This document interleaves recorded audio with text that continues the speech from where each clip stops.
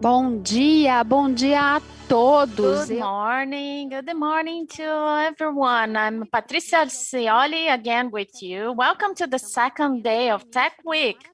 We are just starting a marathon of meetings that started yesterday and will go up to Friday on the 28th. As you know, we are presenting along this week a different way of look at a scanner. More of feeling a scanner and talking about different things. Look at that, what the boys asked me to use, but I will not take this risk. Do you know what is that?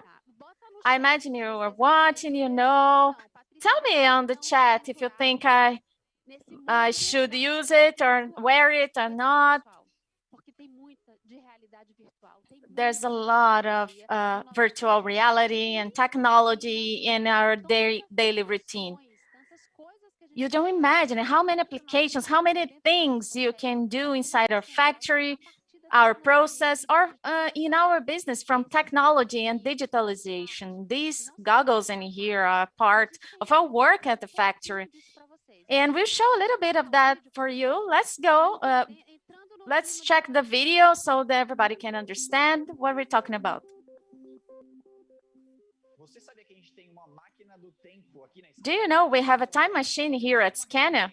Maybe it's not a time machine, but we'll lead you to the future for a place which does not exist yet. That's what augmented virtual reality can do for you. And the engineering projects in here created a new world through the computer and interactive one. The VR headset, with it, we can test everything inside the digital environment. You can walk among the production line, see if ergonomic conditions are providing safety to collaborators, and you can perfect the design with the use of augmented or virtual reality. And you can scan all the production line environments before it's still in there. In a close future, near future, you have the possibility of expanding these tools applications also to train collaborators, something which was not explored yet. Without a time machine, you can go to the future. The future is here right now with 4.0 industry, and this revolution is just starting here at Scania. I'm back here. They challenged me at the chat. I cannot see, but I'm able to wear it. But if we are here inside Tech Week, we are always challenging ourselves. You just watched the story Marcel told inside our factories. 4.0 industry. We'll talk a lot about that along this week, tomorrow, in the next day, everything. So you're always connected at Tech Week. For the ones that couldn't be here yesterday, please, production, get this headset. Don't challenge me more, please, but we accept the challenge. Thank you for all of you that are coming right now. Let's just take a look on what's happening. All the content from yesterday's event is available at YouTube of Scanner Brazil, a playlist with all the content. You have everything to watch available in there, okay? And you can interact with us. Let's just check right now what happened yesterday. Our guests presented many insights. You can see on screen. You at the chat, if you have another insight which is not described in here, you can tell us so we can discuss about that. Leave the comfort zone. How companies are trying to move to face this huge amount of technology and innovation. We talked about speed being a survival element. Everything is so fast today. How do we adapt to our organization and management facing this reality?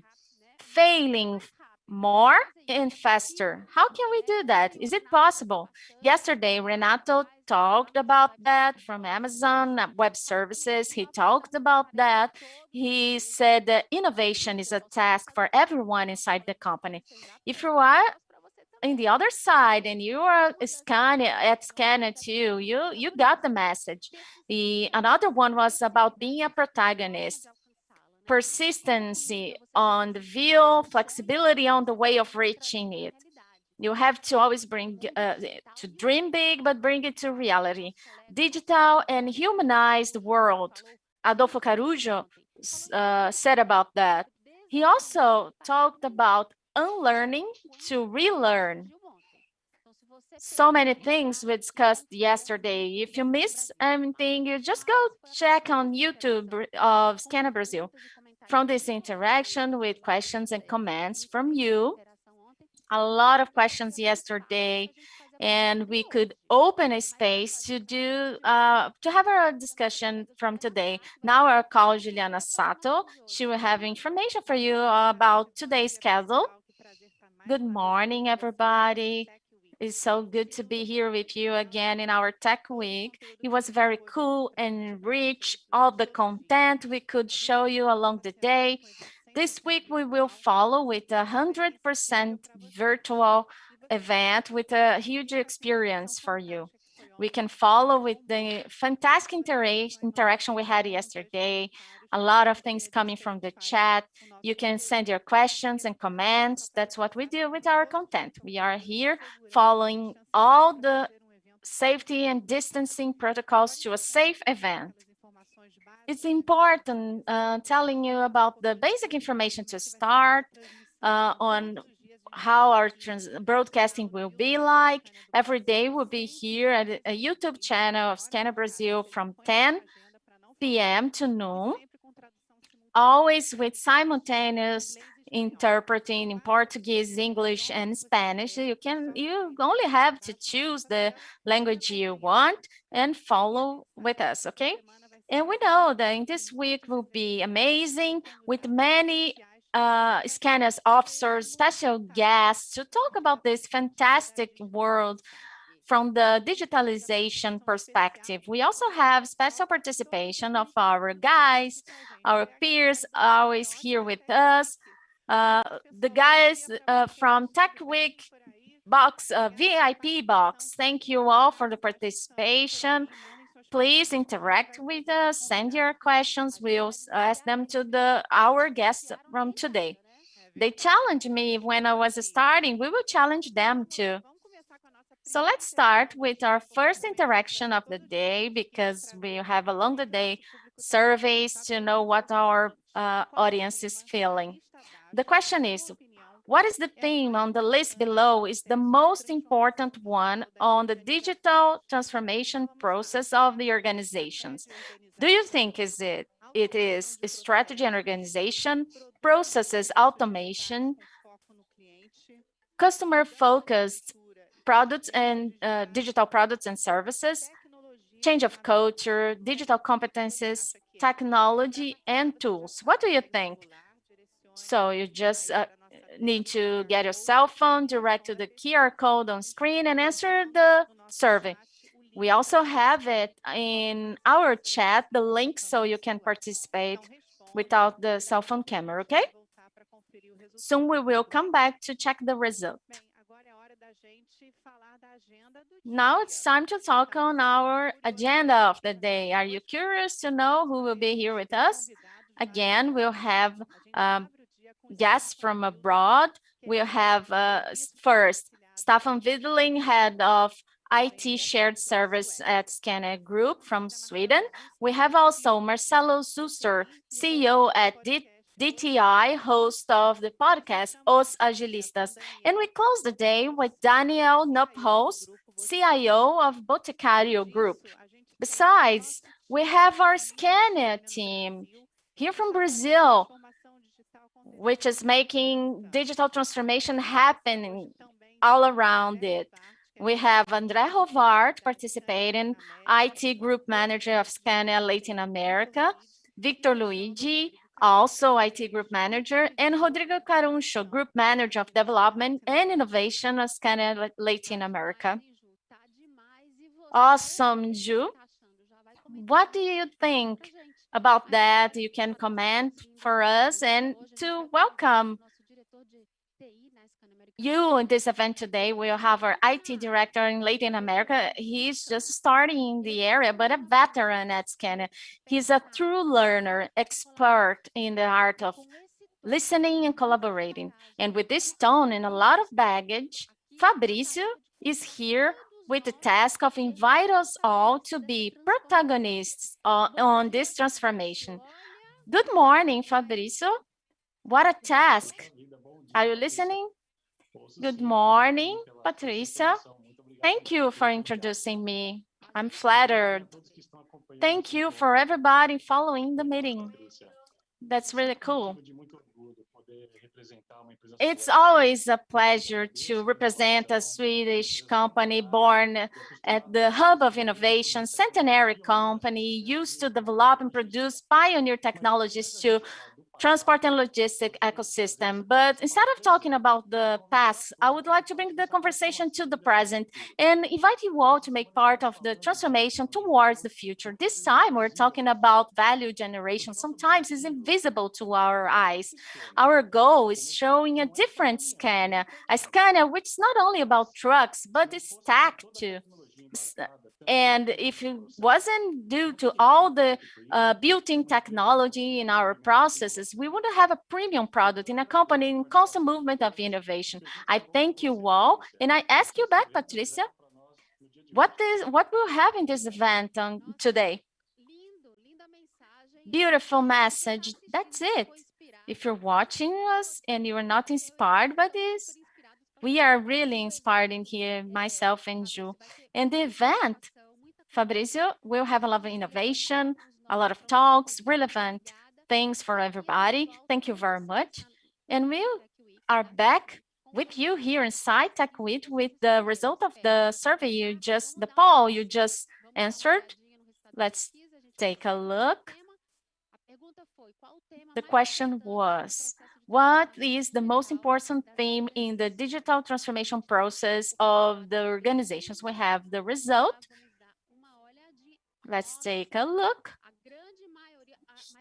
The majority, absolute majority, chose change of culture and digital competences. Incredible, amazing. How much is relevant this chat we are having here during this week about what we are talking right now? That's why we are bringing a lot of people to talk to you. Let's change again on languages. We are going to São Bernardo to Sweden again. We like to travel using the digital support to travel. And our guest, he is a father of 3 daughters and floorball coach. Do you know what is that? Answer to me in the chat. It's a sport similar to hockey, practiced without skates. You know now, Staffan Vindeling. Hello, Staffan. Can you hear us? Really happy to be here, and I hear you very well, Patricia. Okay, good. Can you hear me? Yeah, I hear you. I hear you. There is a latency, but I hear you. So we already shared some information about you. We know you're a father of 3 children and you're a coach. And then you have this big task of heading the shared IT services in such great moment, so exciting moment for us. So I would start with you breaking the ice, asking a question that usually they ask for women, but I want to know from you. I'm curious to know how sports in parenthood. After all, you have 3 children. How parenthood and sports have helped you at your work with creativity, with management skills? Can you share that with us? Yeah, I can talk something about that. I mean, I really there is a big likeness between the parenting and the managing. You always need to find engagement to do something, and that's the same when it comes to kids. And to get that engagement, you need to share goals, and you need to give them the possibility to grow and give them the possibility to do what they want, basically. And that's very much the same when it comes to managing people. You need to share goals, you need to have fun doing it, and you need to, you somewhat need to have an arena where everyone can grow all the time. And then when it comes to sports, it's really thankful because then you once and then get to know how good are we compared to others. When it comes to work, it's harder to tell if something is going really good. But then you have to have more measures to do that, to know where you're heading. So it's a good question, and it's a lot of similarities, Patricia. Great. So now we are going to business environment, and I'm very curious also to know about our journey at Scania for digitalization, a data-driven approach, and so on. But let's start with the famous quote that compares data with petrol, except that the data is an endless source. How do you relate it to what Scania's ecosystem and business is doing? Is data really a petrol for us at Scania? Yes, it is for us, as for any other big company or ecosystem player nowadays. We can find a lot of knowledge within the data, and we can help, with the help of data, take a lot of decisions and make them taken automatically, which is a big difference from how we work today. So we can smoothen out our work, and we can do it a lot more efficient and take better decisions with the help of data. And when it comes to the ecosystem, I mean, as you know, the transport system and to do a really good transport system in a sustainable way is our future. And to optimize a transport solution, you need a lot of data.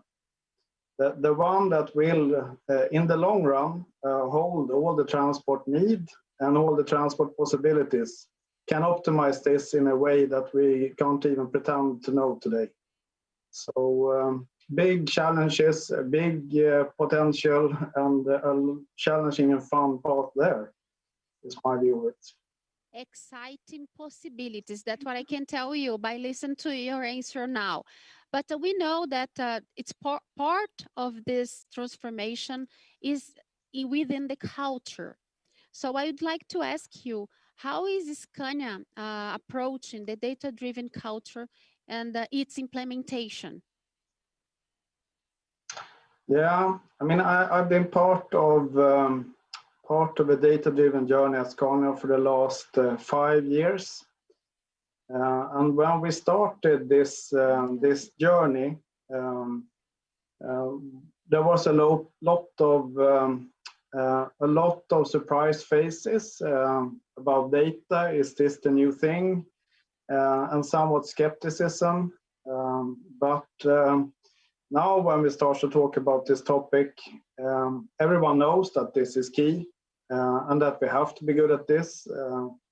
It is a surviving factor for a company like Scania. We need to be able to bring out this capability.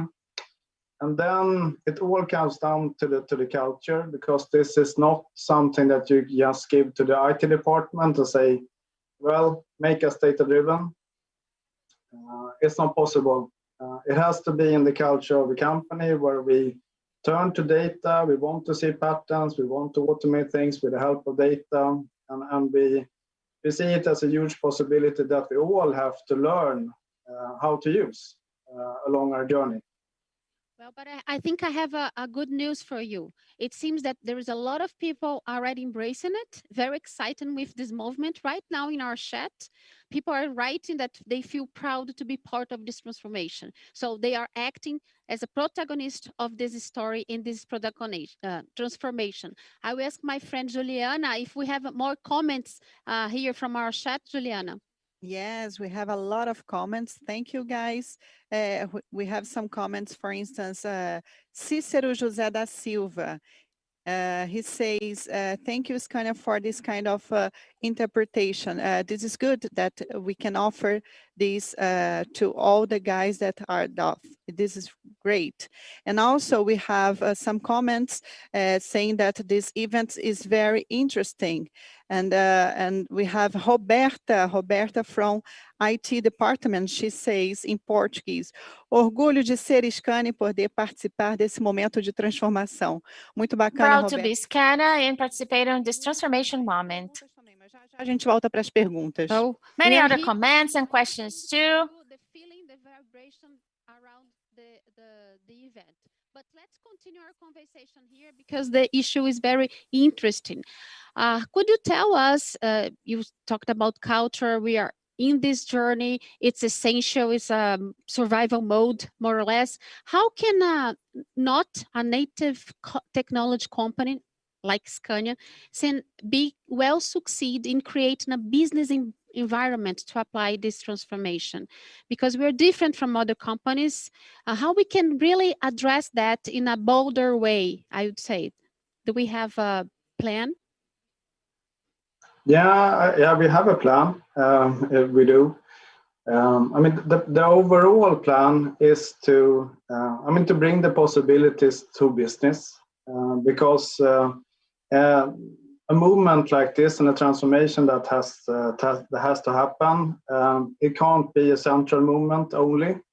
It has to be a local, wherever the need is. We need to have the power to solve the problem. So to move the knowledge towards the business and to move the tools towards the business as well. So those kind of movements need to happen. But there is one key thing, and that is that we have to start from two ends. One end is that we need to try new things out. We need to dare to try and manage risk, as Christian says. And to find what's doable. And that's one thing which we are usually quite good at, especially in SLA, where I think you're brilliant on this. And then the other part is that we need somewhat to reimagine our future. We need to understand what this new capability can bring us and what we should aim for. And we need to be quite bold at making some clear statements.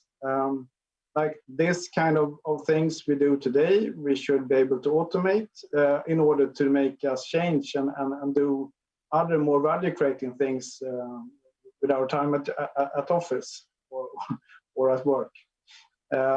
So somewhat try new things out and learn, and then on the other side, be bold and show direction. This is where we're aiming. Well, we are in this really trying more learning process and going forward. I think this is a good way of how we can introduce this data-driven culture within Scania. Jo, do we have any other questions? Yes, we have here one question from Valdir Silvério. He's in our chat. He's asking Staffan, do you think that companies such as Scania, which has in its DNA high quality standards based on data and facts analysis, are more prone to succeed in data-driven digitalization? What's your opinion, Staffan? That's a good question. I mean, our good position with the premium brand, we're earning lots of money. It both gives us possibilities to learn new things and to put investment in new areas because we somewhat have the money. So that's an opening. The challenge is that we're doing really good with the current business model. and that we tend sometimes to be a bit proud with what we have and a bit reluctant to change. That's the other challenge. And then when it comes to a premium brand, I think that we need to have that mindset moving forward. We need to have a premium brand in what we do, and then we need to bring that with us with the data-driven solutions that we need to have to optimize the future transport system. So yeah, those are the aspects. Well, since we have the opportunity, Staffan, that we have so many people watching us, our employees, our colleagues are with us, I would ask you to reflect upon what is the role of the business areas in this data-driven journey. We know it's a cross-function work. We know the company has to embrace the challenge and make it happen. What for you, in your opinion, is the role of these business areas in the data-driven journey? It is somewhat what I said before, that we need to reimagine where we're heading, and take this opportunity for real. Well, sometimes it's easy to talk about artificial intelligence and see something really, really advanced far into the future that we're not even close to, but we need to start trying these things out to learn. So we need to start a journey to learn and to explore. And then we simultaneously, as we do that, need to reimagine what should we actually aim for. So start doing is probably the most important thing, and have a learning mindset, and then quite rapidly be bold and say this is what we should aim for. Great. Learning and exploring, Ju. It's very nice to hear that from you. Do we have any other question? The final one, so we move on. It's a pity because we have a lot of questions, but I have one here that I think you can talk about this. It's really interesting. What is the biggest challenge of engaging people in cultural transformation, creating purpose and updating skills in the middle of this crazy routine that we are living during the pandemic? This is the question of Marco Miranda. Thank you, Marco. Yeah, I mean, when we all work from home, basically, I mean, there are challenges, of course, but there are also key learnings. And the key learning for me, at least, is that it works really good. You can do a lot of training online, and you can do a lot of work online as well. I don't really see a contradiction between the situation we have right now and to do this transformation. And that I see the possibilities, and the challenges, of course, are around the creative part, where we sometimes have a harder time to creating the future in a workshop setting where we talk. But I would say we have learned a lot during this year, so we now have fully functional workshops as well. So to me, there is nothing to wait for. We should just get going. Okay, good to hear that from you too. Of course, we have important learnings out from this pandemic time, and also from this home office that accelerates so many things. So I think this is an important issue also, Staffan. Do you see opportunity to even accelerate what we have, the journey we have started when it comes to data-driven culture? Do you see these possibilities with, I mean, more tools, more awareness? Those are the things that are important. How do you see this acceleration mode that we should look forward? Yeah, well, you're absolutely right. The situation we're in now with all the digital tools and the digital meetings leads to that the digitalization gets a lot of help. So to me, that is the moment to let go of some of the old truths and to use this possibility to bring in even more data on the change table. than we have before. And that's what's happening as well. I mean, all around Scania, the digital agendas are more clear now than before. And whenever you see a new business area showing a strategy, nowadays they always bring out the data-driven journey high on the agenda, which we of course love to see. Well, great to see that the data-driven is in the top of the agenda, but not only your agenda, our agenda. I think this is very important to all of us. And I have a question here also from André Rovati. He sent me these questions, how to take advantage of the use of social media and external data to complement Scania solutions. Yeah, good question. And external data is something that we talked about a lot, how to use, and we are bringing in external data, like weather data and like macro trend data. But the social media data, we haven't touched much yet, but there is a big potential.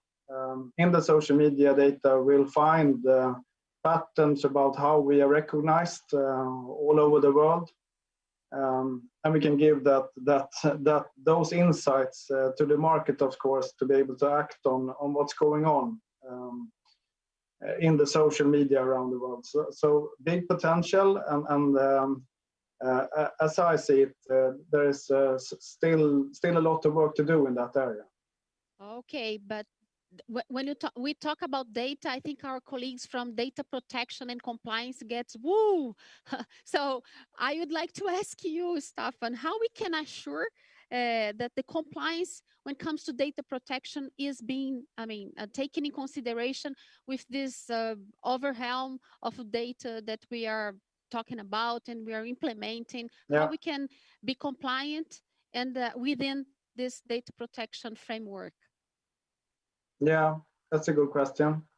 And I mean, there is a big data protection movement as well at Scania, of course.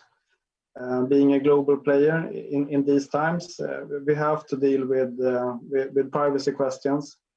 So don't worry. I mean, those are handled. And whenever data is too sensitive, we don't use it. That's the first rule. And the second rule is that we follow these rules, and sometimes we aggregate data up to a certain level where it can't be attached to any individuals anymore, and then it's safe to use. So we do our measures to make sure that the privacy questions are handled. Great. Staffan, unfortunately, we have to move on to our next guests, but we come back to you in a little while, okay? So be with us. Thank you. Fiquem com a gente agora vai migrar, né, Ju? A gente vai ter uns novos convidados, daqui a pouco Now we're going to migrate, we'll have some new guests, and we'll soon be back with Stefan and more questions for everyone. Jus, what happens now? We're going to invite more people from Scania to talk about transformation in real life, how they're going about their transformation initiatives here in Latin America. We're going to share the stage with 3 guests. We'll start with Andre Rovati, manager of the IT group. He's just asked Stefan a question, and then we're also going to have Victor Luigi and Rodrigo Caruncho. They're all group managers here at Scania. Each has his own expertise, and they're going to talk to us about real life and this transformation journey in Scania, Latin America. How are you guys? Good morning, everyone. Morning, ladies. Now, guys, I have to tell you, they were nervous and anxious before, but you're awesome. You're looking good. And guys, make comments on the chat saying how good they look, because they were nervous before they joined us. No need to be nervous, guys. We have an amazing group with these guys. They've been working with us to make the TechWeek come about. They've been great partners in this puzzle that we have put together to carry out this event. So Thank you very much for joining us, and thank you very much for the support. Now, guys, tell us more about real life at Scania. Andre, you go first. Tell me, in the past, we thought that IT was a department. It was a one department thing. What is it like today? Juliana, thank you for the question and for the invitation. First, good morning, everyone. I'm very happy to be here. Many people at Scania saying me to say hello online. This is not a TV show. I cannot say hello, mom, but I will say hello to everyone. And my special thanks to my department, my IT department. Well, going back to your question, yes, IT is not a department thing anymore. This is an obsolete view today in this accelerated digital world with this exponential growth. As we've said, technology should be seen as fundamental in every department, in every area of an organization. So thinking about the IT silo as responsible for technology only has changed. At Scania today, terms like programming, automation, data analytics, these things are increasingly popular in every department of the company. So that traditional IT that was detached from the real world is disappearing. And at the same time, we now have IT areas coming closer to business areas, working together to drive value.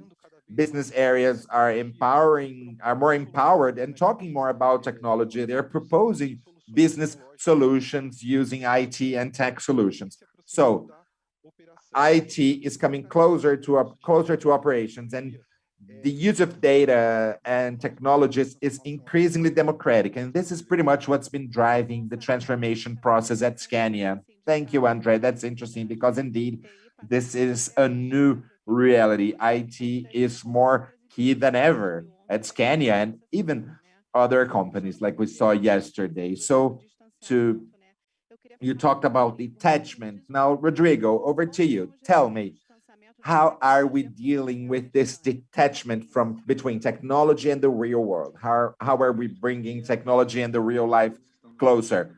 Good morning, everyone. It's a pleasure to be representing my department here. Juliana, I think technology has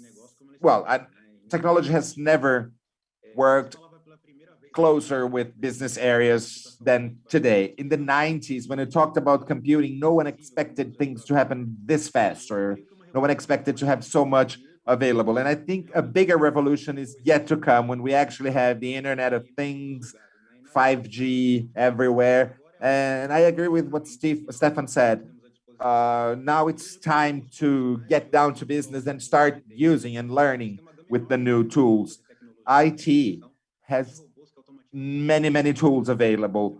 Robots to automate processes. This is big at Scania. We're known at RPA. Even low-code platforms that enable business areas to create their own applications without much knowledge of programming, right? So all these tools help us solve all problems in a faster and more agile way.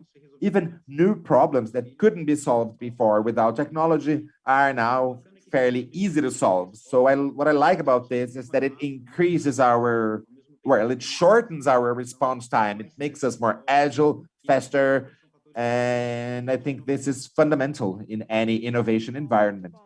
That's great. You talked about the tools. And yes, we have more and more tools every day, right? You talked about the 1990s. That's my generation. I remember we had those big computers, and now we have everything in the palm of our hands. Technology is accessible to everyone. Andre said this is not a TV show. You're talking about the 90s, right? I love this. It feels like I'm on TV and I'm talking to our journalists overseas. It's exciting, isn't it? They're laughing. All right, guys. So thank you for that. And Victor, your turn now. With all the tools that we have available, and Rodrigo just said that people can start playing with those tools even if they're not IT professionals. So what is the role of IT professionals in the IT department? How is that changing? Good morning, everyone. Good morning, Juliana. what we see at Scania is that IT professionals and the IT department is playing two roles. The first role is supporting these initiatives, supporting them. And how? Well, providing other departments with tools and technologies so that the trial process can happen everywhere. We have ready to use environments, low code, automation tools, whatever you name it, right? We have some tools that are available for other departments to experiment with, to learn about. Of course, there are some guardrails, and within the possibilities of each tool, areas have the autonomy and the freedom to experiment and try. Another thing that we said before is the closeness. We're working closer with the other departments. IT areas have very skilled professionals with a lot of technical knowledge to support business areas in these enterprises and bring new insights into the experiments. The second role is also escalating the experiments once the experiments prove effective. And how can we do that? Well, if you experience something in your area, if you prototype something, that can be very valuable, that can even become core for our business model. So if it's a critical tool, if it's a critical technology, we can help escalate that. We can help that gain scale. Sometimes that's designed as an experiment with fast feedback, learn fast, fail fast, change fast. Sometimes some tools are tested, but they're not robust enough to be considered critical. And that's when IT plays an important role. We can support the experiment and we can help the experiment escalate, become more robust and more available for the entire organization. We have to comply with all the laws. There's compliance issues, security issues, and that's also done by IT with a final focus on our end clients. That's awesome. That's awesome. Patricia, I understand that we cannot live without IT anymore, right? We can't. We can't. Let's do this hashtag. We're all IT. Let's do the hashtag. Let's post it. We're all IT because these guys are more than ever enablers. They are here to facilitate and enable the transformation. You have to work with IT. It's no longer called the IT guy. We're all IT today. That's great. That's exciting. All right, Juliana, now over to you. Yeah, Victor said something we talked about yesterday, right? This agile culture of test, fail, learn fast, fail fast. Right. Now, Rodrigo, can you tell us more about the process from the lab? You have the logistics center of Scania at Vinhedo. He called it LPC. We love acronyms at Scania. We love three-letter acronyms. So that's the Logistics Part Center. And it's a lab. It's what we call the lab. It's located here in the town of Vinhedo, upstate São Paulo. What is the lab like, Rodrigo? It sounds exciting. Yeah, it is exciting. The LPC lab was created with the intention of creating an environment where we could prototype proofs of concept, and things like that to drive improvements in our processes. So at Scania, we know that process improvement has always been in our DNA. And we know that an environment like this in IT, we call it the sandbox. This sandbox environment is an isolated and safe place for trial, for prototyping, for testing. It doesn't jeopardize the actual processes of the company. And this is the ideal environment to encourage innovation and digital transformation. And in these environments, we can learn fast from our failures, from our mistakes, and it's been good. At the lab today, we have many initiatives. One of them is the digitalization of our security incidents, security operations. So this enables reporting of incidents through QR codes or on the app. This enables real-time action for a key area at Scania, which is the safety of our employees. We have a chatbot for HR. We piloted an HR chatbot.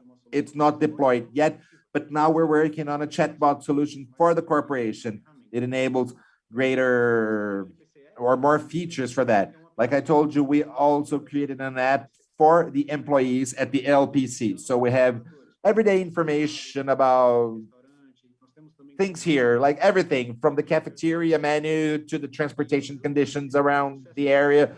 And maybe one of our biggest success cases was the use of low-code platforms to redesign our part assortment process. It enables us to test every hypothesis a lot more quickly, and it helps with the part sorting process. We've piloted that and we've used it in an area for real, and we've seen an increase of 50% in productivity. So it was piloted here. It was piloted by the business area, but the IT department has supported us from the very beginning. So it's like Patricia said, we're all IT. The support of IT reduces the time it takes for us to actually roll it out with availability, robustness, and security, like Victor said. So I believe that this symbiosis between IT and business is excellent for the company. I think there's something in it for all of us, and I think that there's no coming back from that. We love to know about that. And I know everybody following with us here on YouTube, they are amazed on how many things we are doing here at Scanner, bots, apps, everything since the start from the tech era. Andrea, next question. Yesterday, a lot of people said they were here at TechWeek because they would like to work with technology. I would like to know from you, which are the necessary competencies or knowledge for the ones wanting to act in this area? Yes, we're listening to you. Rodrigo, comment on the tools supporting this this process, low-code tools, new Excel partners we are using in our daily routine. But more than the tools themselves, is the fundamental is, since we are creating how are we creating competences on technology area side scanner? With our HR group in Sweden, we have a learning path about the digital system in general. Those paths, they have knowledge about strategy points, what we are doing until the practical points on. We have a program, we are proud of it, that we use these low-code low-code tools. Citizen is a collaborator out of IT using and making technology to improve and automatize some processes. At the LPC lab and other labs has in other areas, these paths programs are fundamental to the formation of our future professional. And we have two interesting programs, RPA developer, and one for citizen data scientist capability. Data scientists from business areas using the data, as they commented, Gustavo said in the first presentation. Highlighting something in reference on a podcast that I heard from Marcelo Schuster that is coming next, having the tools we commented and having the competences is not enough for the digital transformation process. We need to create a experimentation environment where our collaborators are able to have autonomy to use this knowledge and the tools we are offering. And at Scana, we have created these environments for experimentation, tests, and failing fast, as we commented in here. And what has supported us in this process itself is the implementation of agile methodologies. Oh, you gave a spoiler from Marcelo, but we'll go fast to Victor's question. Just to close it, talk about agile culture. How is that in practice here at Scania? Good question. When we're talking about practice, we are always focused on the work method. It's important, it's not bad, but as so important or more important is respecting what is the base of agility, learning through practice and learned results in a continuous way. We need transparency to assess the result and the way the process goes. continuous learning and to deliver this short pace. We have always a feedback, always collecting a feedback and focus on what we are doing. And in practice, in this initiative with LPC and Rodrigo, we have each time more focus on shortening this relationship between people working business and IT. It's ongoing process, and it makes people working in both fronts are always participating in the other environment. We are working with Scrum, and we're have joint events, sharing what is happening in both fronts. All this proximity issue we talked before, and all of it focused on our end customer, creating a Scania transportation solution. I love to know about that. Scania is tech, Scania is pop, is everything. We love that. Thank you all. It was fantastic. And I'm sure everybody at the chat comment is loving it. I thank you very much to know how it's in practice, all this support. It's not only support anymore, it's a business center. That's the future. Very good. We are just ending the first part of TechWeek, second day. We have a small break, 5 minutes only. You have time to take some coffee, send an email, a message, and stay tuned. Soon we'll come back. See you soon.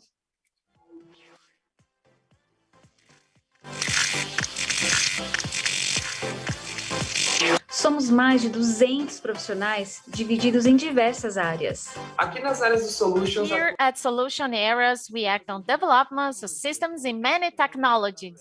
SQL, AWS, Oracle, .NET, and our products supporting all Scania's areas, from the point on sales of products and services. We pass through all planning and logistics support up to the final assembly in our factories to assure quality of our products. So this all is done with quality and safety. In infrastructure, we have many teams working for a database, automation, connectivity, and collaboration are important areas for us. And if there is a detour in any of our IT services, our incident management team is available 24/7 to make sure the solution of the incident and assure the service to be reestablished as fast as possible. And don't forget, we always, depending on innovation, we have many challenges in the data, chatbot, AI, machine learning areas. Do you want to be part of all of the challenges with us? Come to Big Tech and making the change towards sustainable transportation. Come to Scania.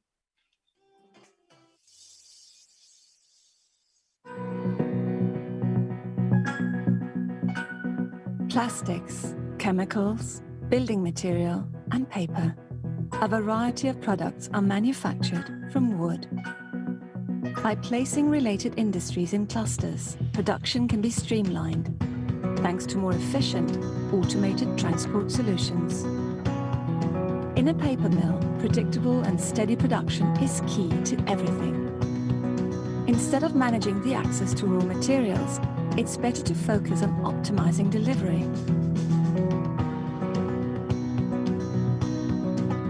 But to realize predictable and steady production, you need to analyze and advance the entire supply line, starting with the planting of the trees. Through a constant stream of information from the industries, a command center runs the whole operation. It secures transport capacity and locates the right vehicle to the right place. When a tree is felled, it's scanned for quality and best use. This information is then transferred to the forestry pallet to streamline the process. When the pallet is fully loaded, it signals when to be collected. Guided by the command center, the forestry truck then drives most of the distance automatically, choosing route and pace to avoid traffic jams.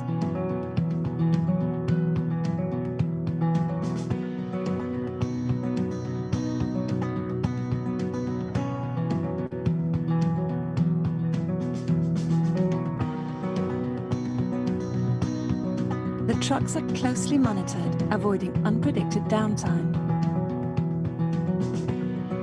In fact, they contribute themselves, reporting back on weather, traffic situation, or any hinders down the road. Delivery is smooth, without trucks waiting in line to unload. Since the pallet already carries all the information needed, the right type of wood immediately gets distributed to the right industry. The truck returns to the forest, now carrying a load of fresh baby trees to be planted. They'll grow up to become new paper rolls, building material, chemicals, or plastics.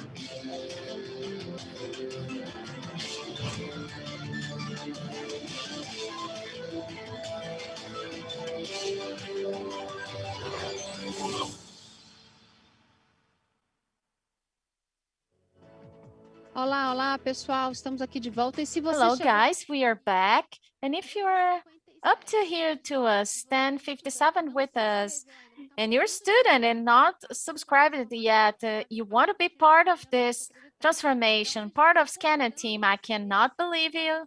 We are invite you all, our IT body talking to you. You just heard the call, the invitation of IT team. So you'll be part of this transformation we're talking about since yesterday. So we have a talent bench. Please subscribe, send your resume to make this transformation with us. You know what you have to do for a student. So let's move on. We have many things to do today, but now just take a deep breath. You're just back here. So now we'll bring a person with many fans. We gave you a spoiler. Marcelo is coming. What we're talking about: culture, brand, transformation, these three teams. In a recent article, advertiser Nizanganai said in the past, established companies lived from their legacy, but the world has changed so much that legacies turned against these companies because the fundamentals of these legacies are fundamentals of the past. Good morning, because with this provocation, I want to invite our next speaker, our guest, Marcelo Susser. He is CEO of DTI Digital and host of the podcast Os Agilistas. And I just made an advertisement for you. You have a lot of fans. But to talk about this team, we are really happy to have you here. And we will start with a joke in our event. You used to make a joke that IT was known as uncertain time area. Oh my God, I didn't know about that. What has changed, Marcelo? Good morning, name of Scania. What has changed from that time where IT was Department of Uncertain Time and now? Good morning to you all. It's a huge pleasure to be here. I'm following the event. It's really cool. I made this joke. I developed software since 95. And I heard from some customers, they are telling this joke.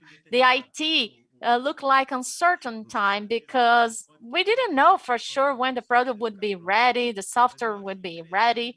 But it's interesting thinking about this joke, let's say, because it shows, in fact, some systemic issue behind that was addressed by the previous guests in here. In fact, when you think about a world that is changing, when you think about this movement Scania is doing of digitalization, it's clear that IT cannot be a department. It's like a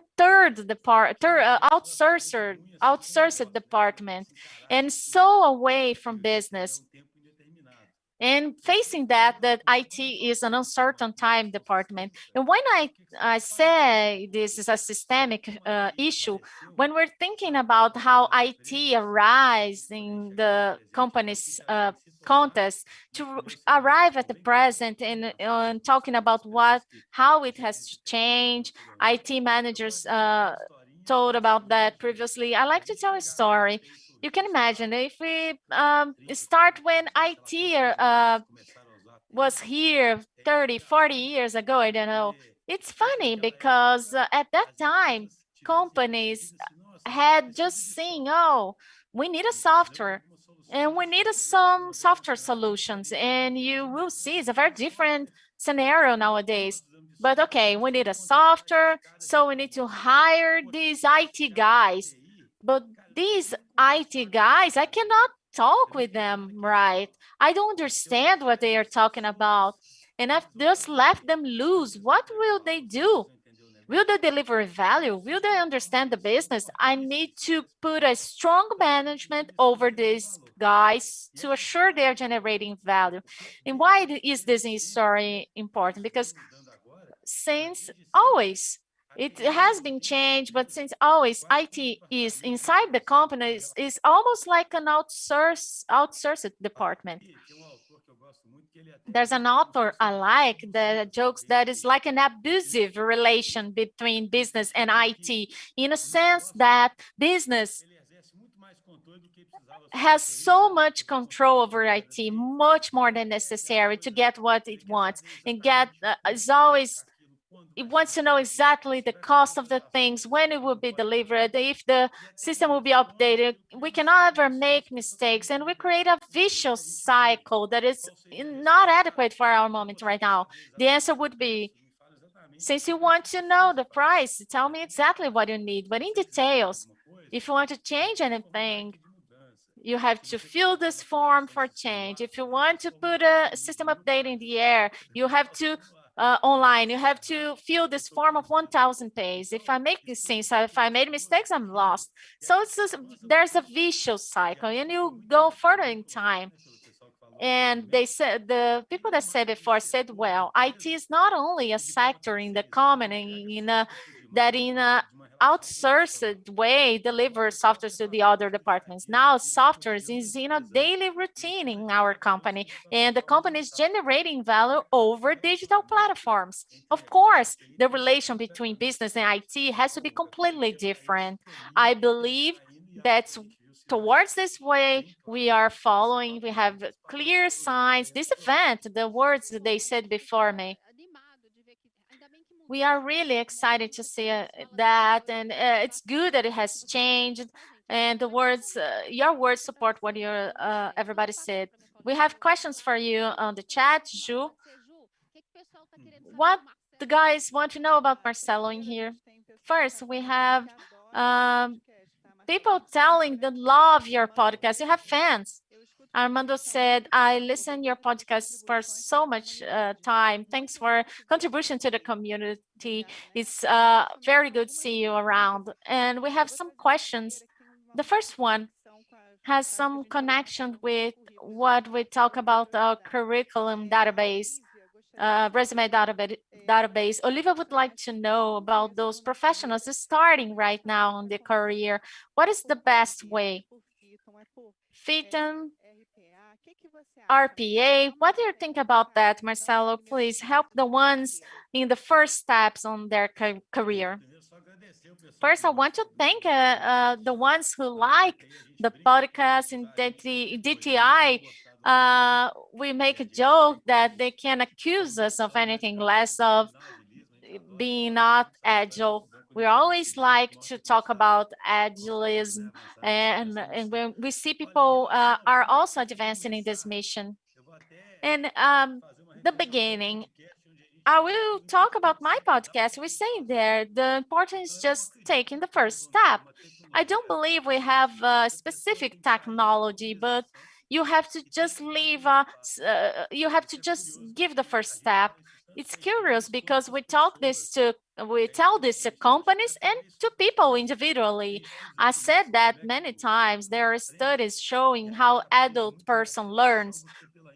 We learn to action more than to through introspection. If you want to make a career change and you think about how will I become a developer, a person from digital area, and we have this huge gap, maybe there will be a immobilization. It's something that happened with companies too. It's a huge gap between being digital and being what it is today. And we have to think on how will I plan in details things, how will I get there? And there's a desperation because there's a huge gap. You don't see yourself in the end of the line. And important is acting, is in a tangent on what is possible to learn, learning to practice, all of that. If you have the opportunity to work with BI, for example, if you have the opportunity to work with data science or a different thing, but you need just to start, give the first step and learning how to learn. This is the important point. This is a tip for our whole life. The first step is always important, not only in this technology journey. So good. I hope our students are here enjoying your words, encouraging words. There is no secret formula, but the first step is the beginning of the journey. Marcelo, for the ones that start, I would like to ask for the ones that are here for a time.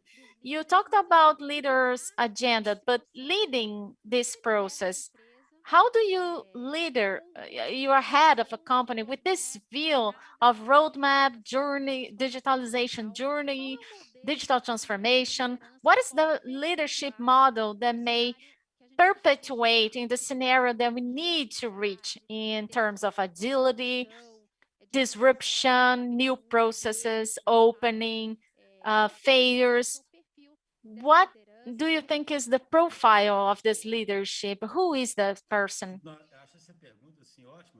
This is a great question because the sentence you started about Guanais, about legacies that hold us to the past. I think it's interesting. The great motto in our organization is what brought them so until this point will not be what will lead them to the future. But you don't need to throw away totally the history of the company. Each company will find a way. And this balance is important. When we talk about this new leadership, what happens is that basically a way of seeing what happens is if you believe in fact that you are in an environment that is much more competitive, you don't know exactly where does the where is the competition's company, the opportunities to be explored. You have a customer in the middle that is so demanding, has much power. We we call we have so many names for this environment. It's a not much stable environment. I always say leadership has to be coherent on thinking if I'm in an environment that the model is not efficiency only, not that it's easy to do, but until a certain point, companies basically they had to have a sustainable competitive advantage and being efficient. From a certain moment they need to be efficient, but they need to innovate a lot, explore the environment. They need a certain type of culture, a different type, and a different leadership. And the main point is which kind of company will you create if you're creating a company that will work in a highly unstable environment where nobody knows all the answers? The company we are used to, it has a metaphor, a machine. conceived by the organization to operate in an efficient way in the environment it is inserted. Each box is doing what you have to do, and this company will be well succeed, and maybe part of companies will be like that, and some of them were successful like that. But a few many executives have today, the world is so uncertain. You cannot think on the company as a machine, a reset machine with small parts, define what you would do, will not do, because a machine is not adapted to this environment. We need a new metaphor, a new leadership. We need a company with teams that can explore better this unstable environment, and leaderships that will enable these teams, which who has a systemic view on what is happening and are always in the backstage, helping those teams to generate things. Then leaderships which who are always protagonists and commanding everything. A kind of leadership that understands its role. It's more to be someone to organize everything, creating teams, and a flexible structure, able to interact with this environment and serve this customer. Awesome. We are talking about this environment that has created new leaders, new CEOs. We're all playing leading roles in this transformation strategy. There's also the metaphor of the activist CEO or the enabler leader, the importance of a holistic view and being able to work closely with teams, engagement, leadership. These are important topics for our Tech Week. Thank you, Marcelo. Juliana, do we have questions from our chat? We do. Actually, we have many, but I will ask Luis Gomez's question. He's asking how digital transformation, user experience, and MTP can put customers even more at the core, at the center of our business. Yeah, these concepts, digital transformation actually has empowered customers. It has reduced the information asymmetry between customers or clients and suppliers. Customers are never alone. They always have enough information or a lot of information. Today, customers act in communities. They always have access to reviews, opinions, feedback. So companies were used to pushing down their customers' throats, their products, and now we have to deal with better informed and more empowered customers, right?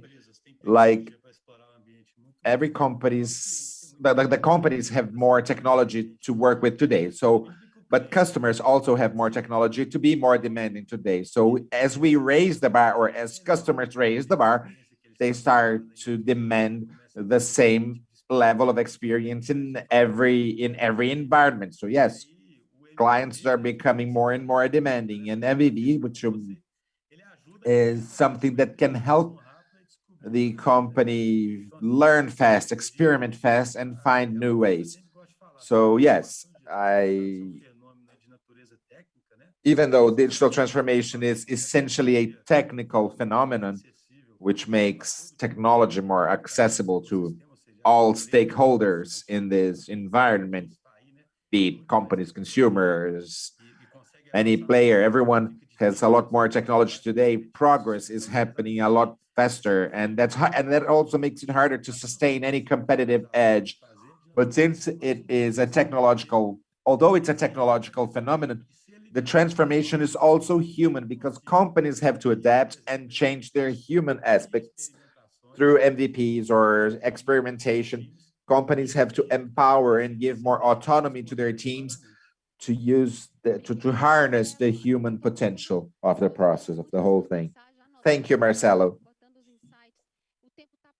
Thank you. Time is passing fast. We have to close this session now. Marcelo will join us for the VIP booth at the end, but now let's move on to another topic. This is also agile. We are the agile girls here. It's agile. now it's time to talk about beauty in the digital area. Do you know what that is? Do you know what the beauty in the digital area is? Did you know that beauty was the main industry in e-commerce before the pandemic? I didn't know that. So, in addition to all the challenges we have seen already, one of them is customizing customers' experiences. This new customer who's demanding, who's everywhere, who's well informed, who's aware. So to talk about that, I will invite Mr. Daniel Nolfs, Vice President of Technology and Innovation at Grupo Boticário. I don't know if you know, but that's one of Brazil's greatest retailers. It was founded as a compounding pharmacy in downtown Curitiba in the 70s, and it manufacturer of cosmetics, fragrances. It has over 4,000 stores with Boticário, with Eudora Beauty Box and Beleza na Web, with international footprint too. Our guest, I must say, first, I have to say I'm happy because he's a journalist like the two of us, and you guys will identify with him because just like us, he has the same purpose of positively impacting people's lives and making a better world. This is also a purpose for Scania. So I think we are on the same page here. Let's welcome Daniel. Daniel, I don't know if you can hear me. So you're a journalist like we are, colleagues, profession colleagues, but now you're working with IT. I'm sure you have a lot to tell us. You're also willing to change the world and impact positively. So Daniel, can you hear us? Well, I don't think so. So let's wait another minute because we don't have Daniel yet. But Juliana, what about the comments? We have so many comments from the chat. Well, this production is amazing. They just told me he's joining us. You said safe to fail. Here it is, safe to fail, right? I just failed and it was safe. Daniel was with us now. Daniel, welcome. Now I can see you. I hope I can hear you too. So, can you hear me now? Perfectly, loud and clear. Awesome. Thank you for the introduction. I could see you. I could hear your introduction. Thank you. Thank you for the kind introduction. Thank you for the invitation.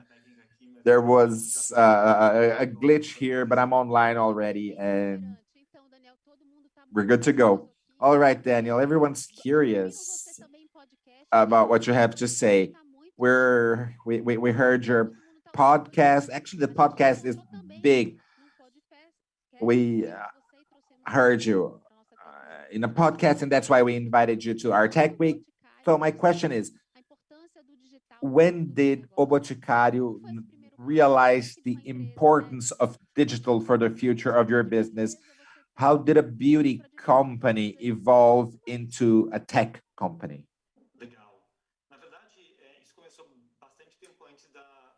Well, this started long before the pandemic. I think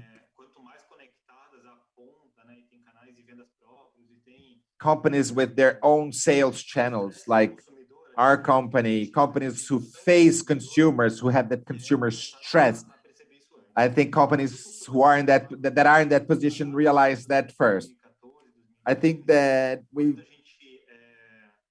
finally understood that in 2014, 2015, we had a startup. We started a startup in 2011 called Eudora. Today it's our second biggest brand. It's the second biggest brand of our group. It started small and it failed in the first 2 or 3 years. It lost money. We couldn't escalate the business. The products were good, but we couldn't compete against the big players in the market. We couldn't play against ourselves and we couldn't compete against the competition. So when we thought about how to turn around Eudora and how to revitalize this business, if that was possible, we wanted, I think that because we believed in our value proposition, we believed in our products, but we were not able to achieve any success. And then we started to think about what was missing, and we realized we were making a mistake, a predictable mistake, but that was hard to see. We joined the game later. We were late, players. The brand was cool, but it was small and it was competing in a mature market with big international players with a lot of money, with a lot of advertising, with a lot of media investment, very aggressive competitors. And the brand had nothing in particular to make it stand out. Of course, the value proposition was different, the products were different, but the market was mature. So any big player could copy what we were doing, and we were not really standing out in any way. So we started to look for different ways to approach our customers. And then we realized that our competitors, even O Boticário, which is our big brother here, they didn't have any robust digital footprint. They used a lot of fiction, and buying direct sales was more complex in the past. You had to find the brochure in a beauty salon or in a cafe. You found a brochure, you placed your order. It would take up to 4 weeks for you to get your order, or for the representative to get your order, and then a few more weeks for the rep to give you your order. There were no pin pads for automatic payment. It was a lot more complex. About 10 years ago, you depended on personal relationships with sales representatives. And then we realized that both for reps and customers, there was this friction that could be solved by digital initiatives, and that could be a competitive edge for us. We could use e-commerce to boost our direct sales. Eudora was the first player in the Brazilian market to do that, maybe the first direct seller in the Brazilian, in the world, to actually digitalize the representation, the direct sales, and this enabled Eudora to grow 10, 15-fold in 3 years. It became a profitable brand, and the whole group learned from that. So today, the group's digital strategy is informed by what we learned at Eudora. It was a very cool initiative, and it was not only technology based. We needed to change our behavior, our mindset too. It's interesting because yesterday Mr. Renato da Paz talked about persistence in the vision and flexibility in the MO. So you persisted with the vision, but you revisited and adapted your strategies. You were flexible enough to change gears, to change your directions, and actually achieve success. That's a cool story. Thank you for sharing this case with us. Now, let me ask you, at Scania, we're not native digitals. We're not a native digital company. So my question is, you have Eudora's case, combining beauty and technology, but what are the other characteristics that you see in the market, in your group? What behavioral changes were required? You talked about changing behaviors and mindset. What did it take you to actually drive this change effectively? The first thing we learned here, the first thing that changed, it's a little cliche, right? But I have to say it. We had to understand that we needed to solve a problem. You needed to solve a problem of a franchisee problem, but not an internal problem. People usually look at technology as a support for your business, for your internal business, an area that should deliver stability. The system can't stop, but that's not all, right? There's You can look at some cool things that are going on the market, like, oh, something happened in China, or there's this app doing this, Google did that. So you start looking at the benchmarks and say, I want to be the benchmark. I want to copy the benchmark at least. And then when you copy the benchmark, you're just copying it. You're not looking at your customers' problems. And that's important. You have some solutions are interesting in other companies, but maybe not for your company, especially because it's going to take you some time to roll it out. So you have to look at your customers, either end customers or franchisees in our case. So you have to look at them. You have to understand that technology should be at the service of your customers. Technology should be used to solve your customers' problems. When I say it, it sounds easy, but it's hard to apply. It's hard to put that in practice. In order to actually make this come about,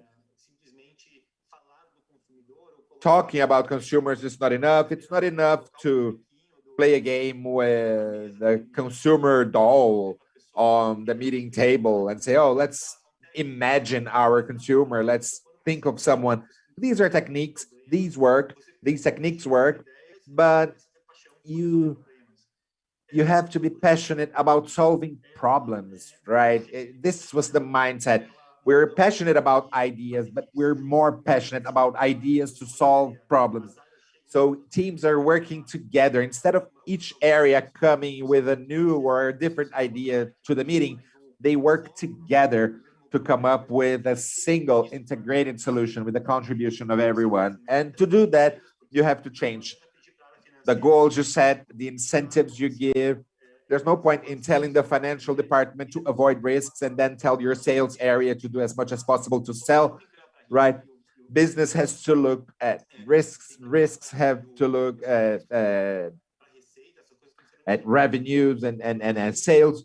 So everything has, you have to put yourself in the other department's shoes and encourage this type of collaboration. You have to encourage this exchange that is less area dependent. It's an exchange that is less vertical, but it's a lot more horizontal. And you change the focus. It's another cliche, but it's true. You change the company's culture and teams start to work together.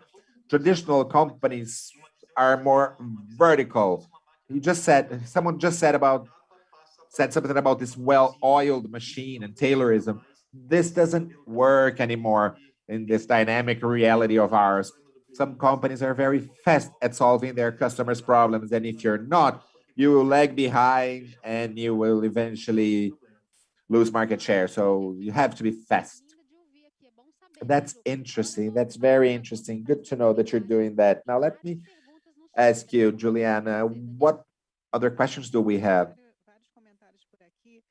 Yeah, there are many comments, many questions. And we have a question from Bruna from our Tech Week booth, and it's related to what you said about this focus on the customer's problems. Do you believe that digital makes it easier to make customers loyal to your brand? I think digital can help you build loyalty, but it can also destroy your reputation. Poorly done digital initiatives make you angry at a brand, right? Think of bots, automatic bots that can drive you crazy. You talk to a robot on WhatsApp and they keep repeating the same stupid message, or do this, do that. So you have to be careful. I don't think digital in itself or technology in itself is a solution. It gives you tools to do a good job, but it's not enough alone. Of course, you can use that to build loyalty, but it can also be a problem. So yes, digital helps customers save time, save money. So yes, that helps build loyalty. But well done digital initiatives can help build loyalty, but it's not the digital that helps build loyalty. It's the well done that helps build knowledge or loyalty. So yes, there's a lot of potential in that area, but we have to be careful. We have to think about user friendliness, experience. So in fact, digital is just another tool to build loyalty and improve our customers' experience. But digital, and it's very powerful. It's a very powerful tool, but it can be very destructive too. That's interesting because yesterday Adolfo Corujo talked about the human component of digital initiatives. Otherwise, it will not be well done. You will annoy your customers and destroy their loyalty, actually. So since we're talking about customers now, Juliana and I were talking, and selling cosmetics is very sensory. You have to smell the fragrance, you have to see if the shade of the makeup fits your skin tone. There's a number of sensory aspects that are hard to represent in the digital reality. What is Obochikario's approach to that? Well, you just talked about the human component. That's extremely important. But we don't see a divide between human and technology because it's not either one or the other. It's not only robots and no soul, or only humans and no robots. You have to strike a balance. As human beings, we want to live longer with better health. We want to enjoy life more. That's pretty much what it's all about. And digital can help you save time, and it can help you save money, and it gives you time to live your life, right? So there's potential in it. You talked about some experiences, so no one will, if you like makeup, let's say, you're not going to stop using makeup because it's bought digitally. But if it's marketed online, and if you could, or if you can use digital initiatives to refine your search before you actually go to the store or before you actually buy something, you can do that. Or maybe you just want to filter a screen to change your looks. So digital experiences add to the search process. Digital steps or digital initiatives can help you save time. It can help you make your choices, but digital experiences do not eliminate the human component, right? Of course, for a cologne, for a perfume, you need to smell it. You need to smell it, but you can do some research online. You can ask people, what types of smell do you like? What fragrances do you usually like? What is your traditional cologne, right? There's content before, there's a storytelling behind the perfume, the flower where it comes from, the scents that inspired it. And we can do that online. We can enhance the experience online. Maybe not replace the human experience, but we can enhance the experience and help customers make more informed choices. So in the end of the day, it's about improving, enhancing your customers' experience with the digital initiatives. Now, a question that has everything to do with what's happening today. The companies that spoke to us yesterday also had that in mind. So during the pandemic, or because of the pandemic, overnight, you had to close your stores, shut the doors. What changed? Did digital start playing a more prominent role in your company? What is it like at your company? We had, I don't know it's the right word. I don't know if it's lucky, a kind of view to a long time where in pandemic, what we did was gathering a series of tools which were available, but we were using a smaller scale and they were not all connected.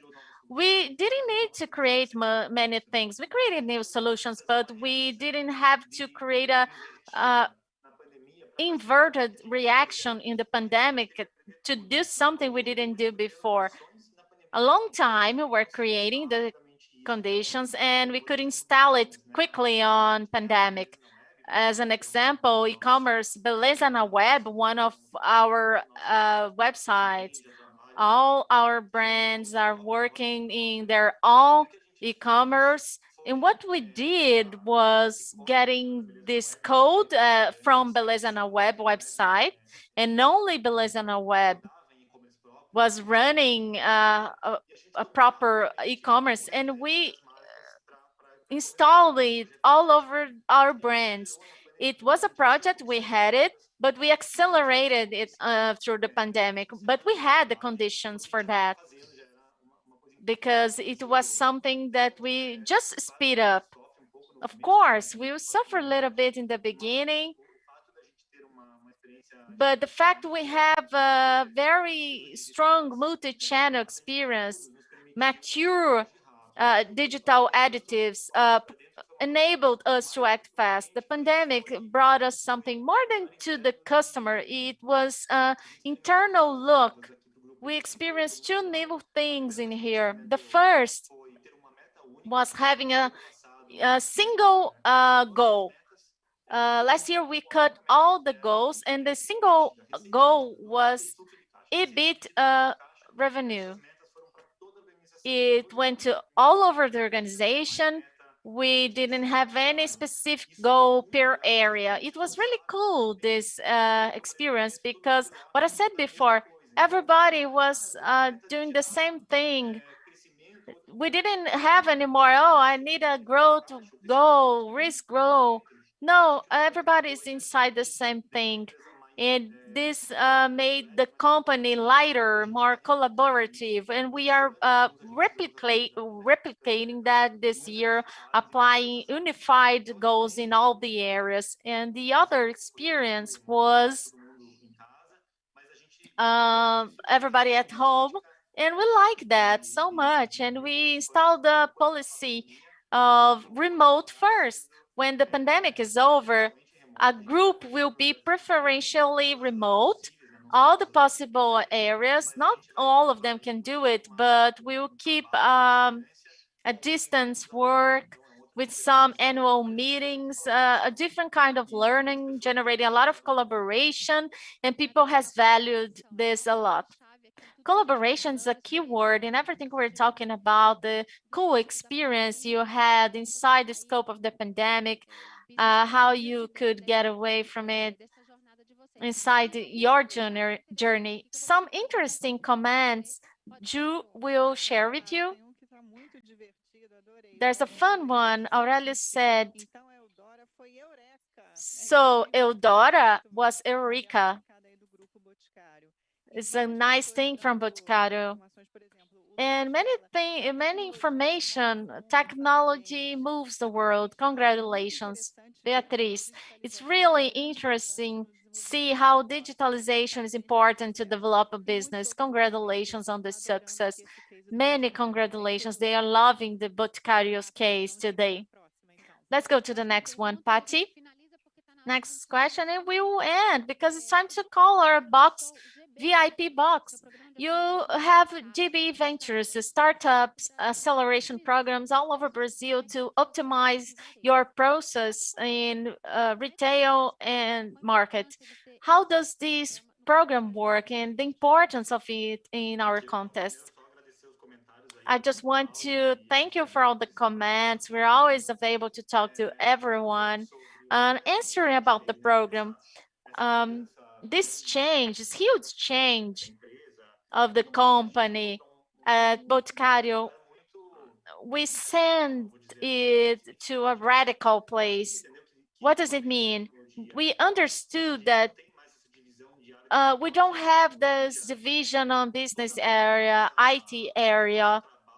All of work in technology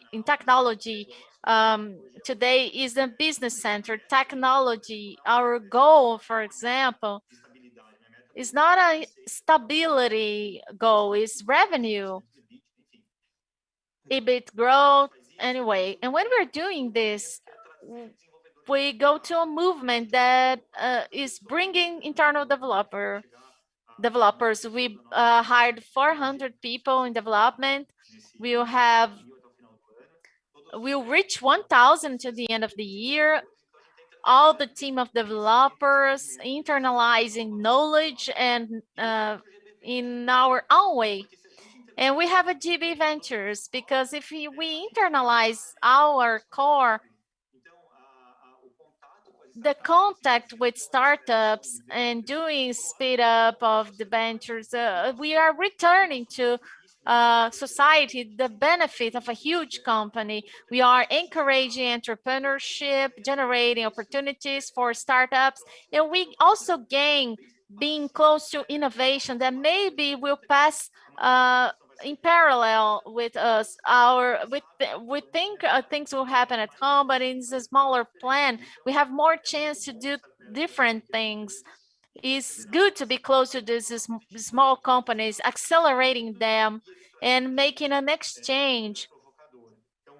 We give them the knowledge and they bring a provocative look. We have these strategies of technology as a core. We are being part of the development community, encouraging entrepreneurship in startups and in technology. The entrepreneurship is something we have discussed a lot on about protagonism, curiosity, trying to solve, to be problem-driven, seeking the problem to look for the answer. We're going to VIP area now. You, Marcelo, and Stefan will be with us at the special VIP area where our guests can talk to you. So now we have, oh, we're seeing you here. Ju, can you help me with the VIP area? Hello, you three. We have you are. We have our guests here on our sides, the VIP area. Let's see who will start with the questions round. Please introduce yourself and direct the question. Production, can you help us? Dimitri, are you listening to us? Good morning, I'm listening. Yes, we hear you. We don't see you though. Rafa consegue. Okay, good. Okay, good morning, Dimitri. Bom dia. Good morning, bom dia. Good morning.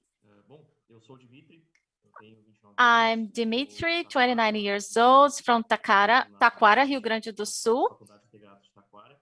I'm in college And when we talk about data, it is implicit all the power that it has when it is well managed. So one way to use data is through artificial intelligence, helping decision making. So I believe that AI may be a great ally to people, to businesses, and decision making, like defining the best routes of transport, treating diseases, and counseling. Still, I believe even with the support of AI, the final decision must be a human decision. So what is your opinion on the usage of artificial intelligence on near future thinking about mobility?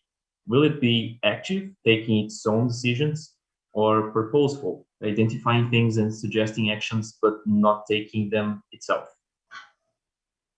Rafa? Yeah, good question.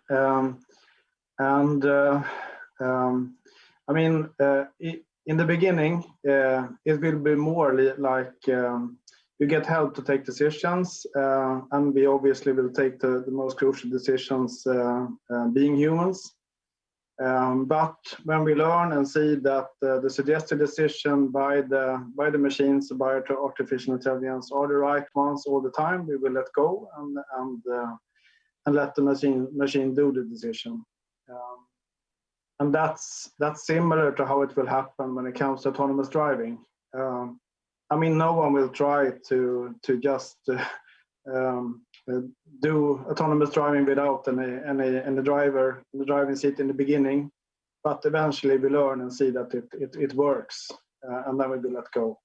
So, and I think that's the same way with any development with AI. Ok, thank you, Stefan. Agora a gente tem mais convidado aqui. Now we have another guest in our VIP area with a question. Ítalo, is that right? Hello, can you hear me? Yes, we can hear you. Can we see you? My camera is on. I don't know, there's a delay. I'm hearing you. Very well. Okay, perfect. I'll introduce myself. I'm Ítalo. I'm a 24-year-old. I study computer engineering, and I'm an intern in Scania in IT data management. I want to make a question to Daniel. I want to congratulate him for your successful case. I like it a lot. And my question is data-driven. How Boticário sees data governance? It is implemented in some of the companies. There's something like that to implement some data governance subjects. How Boticário implement this or see this theme to become a data-driven company and use data? And thank you for the question. And talking about the case, our background in what we're doing today, as a traditional company, any other traditional company, we built an occasional platform. In fact, they are separate systems which were connected with time.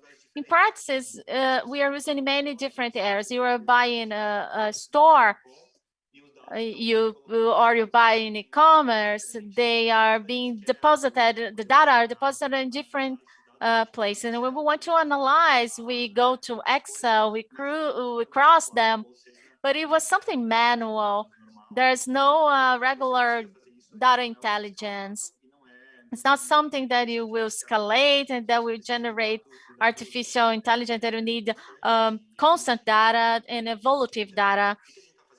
What are we doing? We are disassembling that. In the last 2 years, we are migrating all of data to Google platform, all systems generating data in our own platform we are developing. We are creating from scratch to detailed data. We can know right now each person that will click in each page, where the mouse went, everything inside an ethical base, but we can create our customer journey. And we are driving all this data to Google, where we are updating in a constant way, not more as a project form, a static form. It's a long-term project, it's a process in long-term. And to speed up, we have this movement. We bought a company called GABB with 300 engineers and data scientists.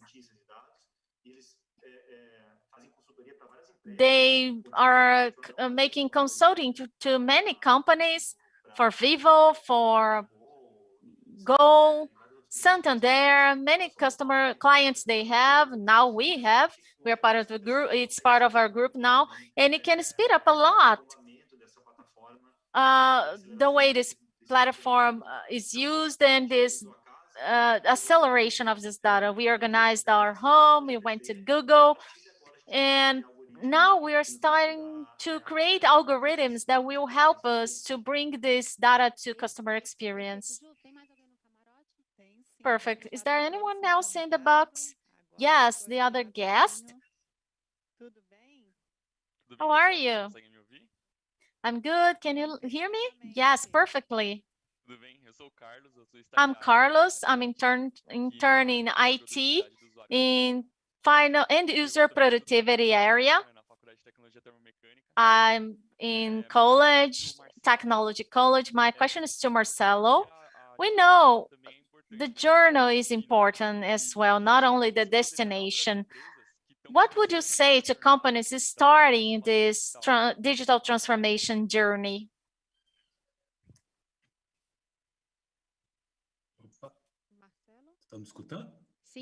Are you hearing me? Yes?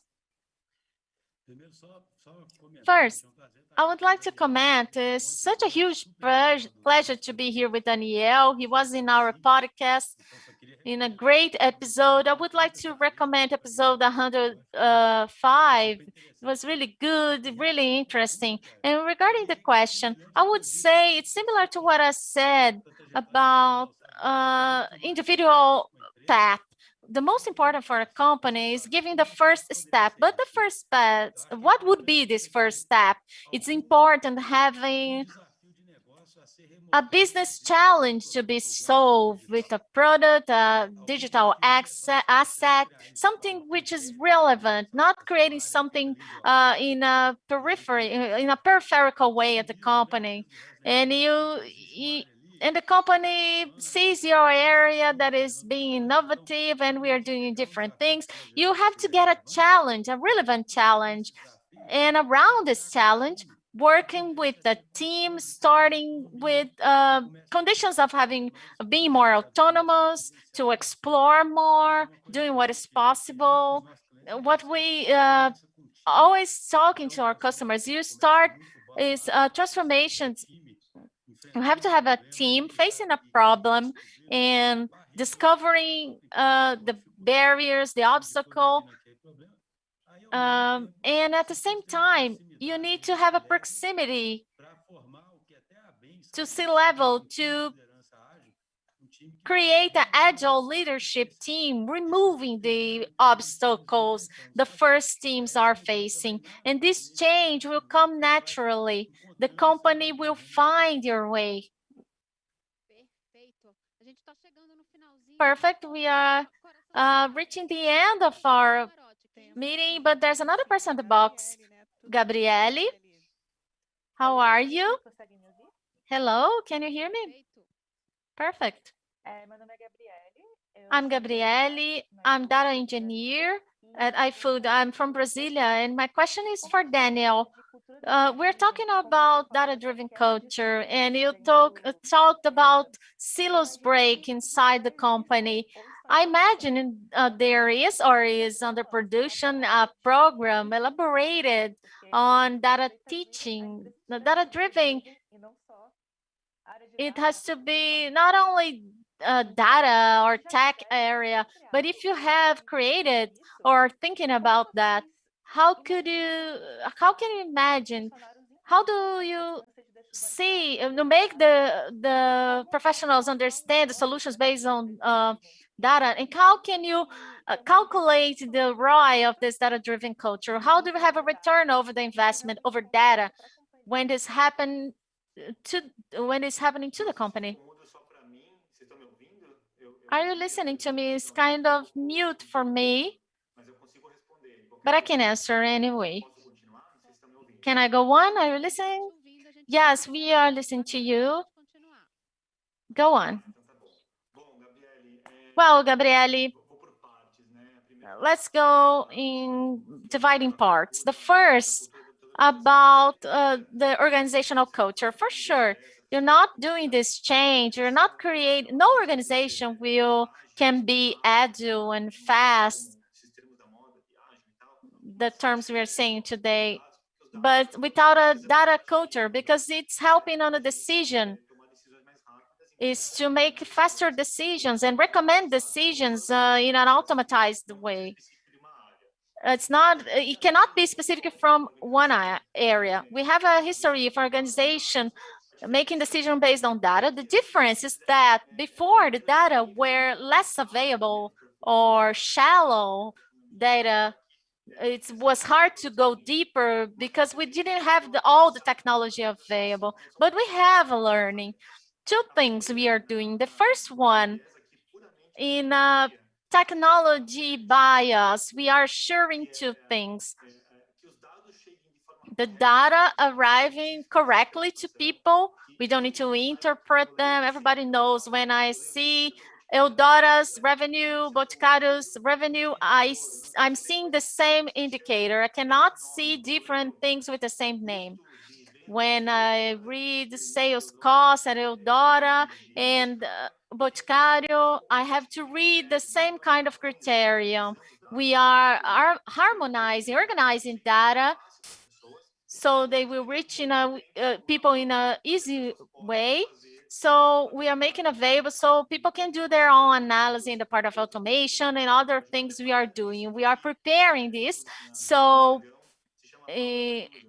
power to users, it's how it's called, making easier to people, organizing this all before. And the second thing we are doing is assuring in practice, we are doing this. We have training, we have online training, we have information, some partnerships we're doing, but we also have these teams working together. We believe in this unified work of our technology teams with all the other sales channels, all the areas of the companies, and the culture will be passed in practice. It's learning is not happening overnight. It happens in an evolutive way. That's what we have. That's our belief. What have been done, and it's working. And to close, I just would like to thank Marcelo too, that said hello. It was really cool participating on your podcast. Everybody working with us, working with us, say they heard the podcast. You are a reference. Congratulations. We have another question for Stefan. Stefan, sorry. No, actually, now we have a question for Marcelo. I'm sorry, you're back. I'm back and I have a question for Marcelo. In the world of IT, I see many companies and many teams trying to adapt agile processes to projects that are not really agile for some areas. So what do you think about that? people are using Agile as a wild card, but Agile does not apply everywhere, no, does it? Yes, I understand what you mean. I think it's more about philosophy. It's philosophical, right? When you use Agile, you have to understand some principles. There's not a tool or a technique that should be used or applied blindly. You have to understand the philosophy behind it or the principles. Before the pandemic, there was a meeting here in Brazil, and there was much criticism because Agile was becoming prescriptive. And this is against the very nature of the Agile movement.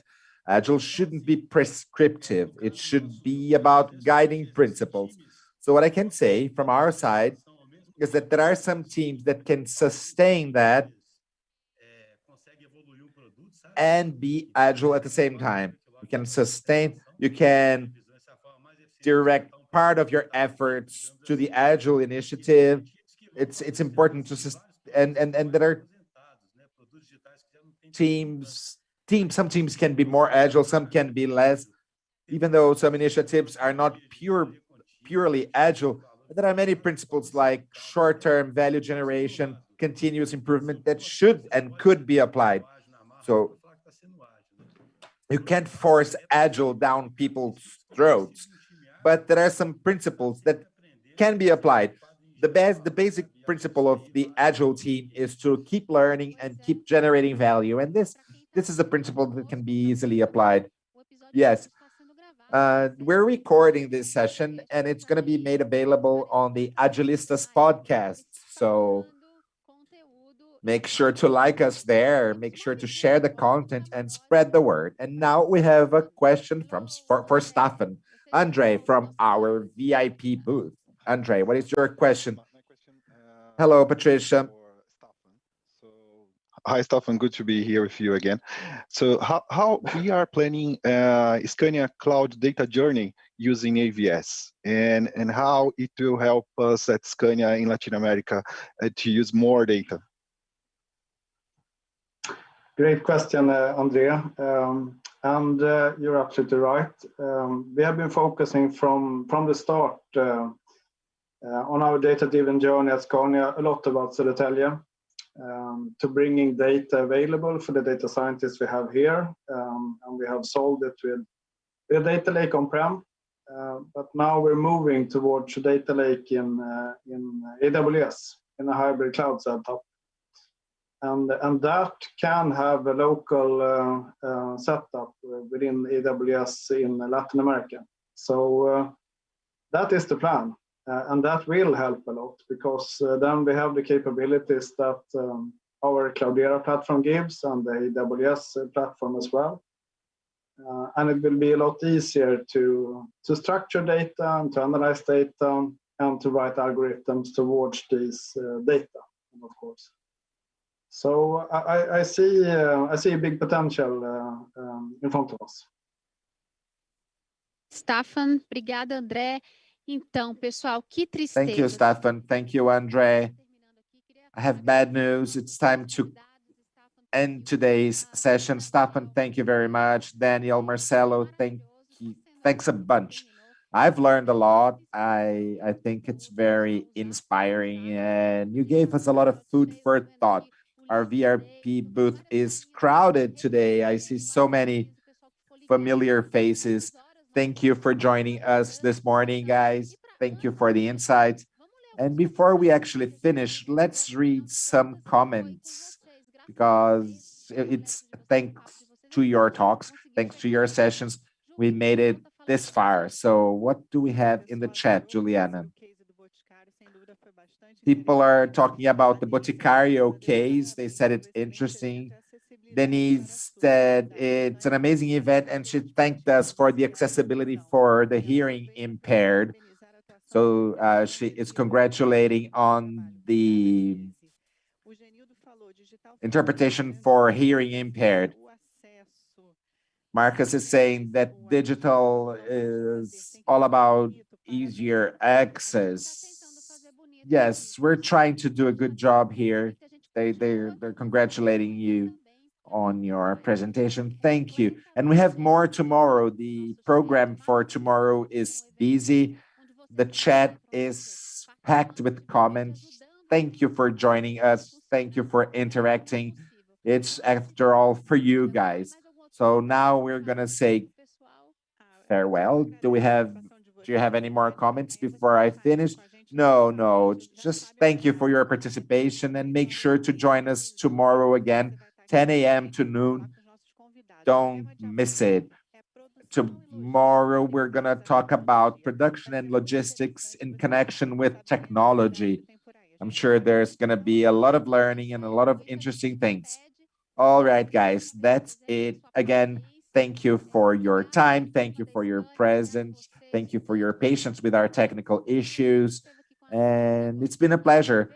Hope I see you all tomorrow at 10 a.m., same place. Thank you.